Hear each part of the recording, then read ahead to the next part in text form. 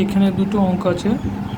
15% বৃদ্ধির ফলে একটি সংখ্যা বৃদ্ধি হয় 60, তাহলে প্রকৃত সংখ্যা কত?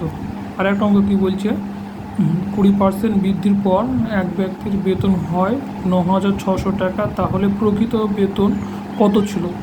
আমাদের দেখে মনে হয়েছে একই অঙ্ক, কিন্তু এই অঙ্ক দুটো কিন্তু আলাদা।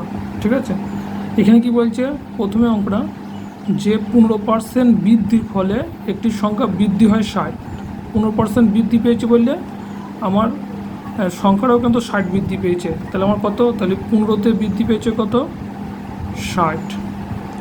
অতএব একে কত বৃদ্ধি পাবে, তাইলে 60/15। বলছে প্রকৃত সংখ্যা কত, তার মানে 100তে কত বৃদ্ধি পেয়েছে, তাহলে অতএব 100তে কত বৃদ্ধি পেয়েছে, তাহলে 60/15 ইন্টু 100, 4×15=60 সমান কত হয়েছে, 400। কিন্তু এই অঙ্কটা দেখো, এই অঙ্কটা কী বলছে, 20% বৃদ্ধির পর এক ব্যক্তির বেতন হয় কিন্তু 9,600 টাকা। এখানে কিন্তু কত বৃদ্ধি হয় সেটা কিন্তু বলিনি, এখানে হচ্ছে কিন্তু বৃদ্ধির সঙ্গে মূল সংখ্যাটাও কিন্তু এর মধ্যে আছে।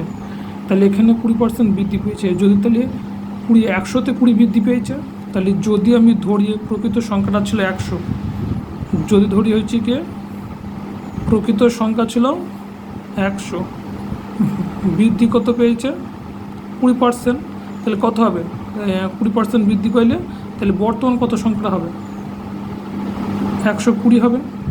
ঠিক আছে, তাহলে 120, তাহলে দেখো 20% বৃদ্ধির পরে পরে হয়েছে কত, 120, তাহলে 120তে 9,600, তাহলে আমি এখানে বলতে পারি যে অতএব 120তে হয়েছে 9,600, তাহলে অতএব একে কত হবে আমার 9,600/120, তাহলে প্রকৃত সংখ্যা কত, 100, তাহলে আমার 100তে কত হবে, গুণ করতে হবে 100 এখানে, তাহলে এই শূন্য আমার কাটবে, এটা কাটো, 8 কত 96 শূন্য, তাহলে 8,0,1,2, তাহলে 8,000 টাকা।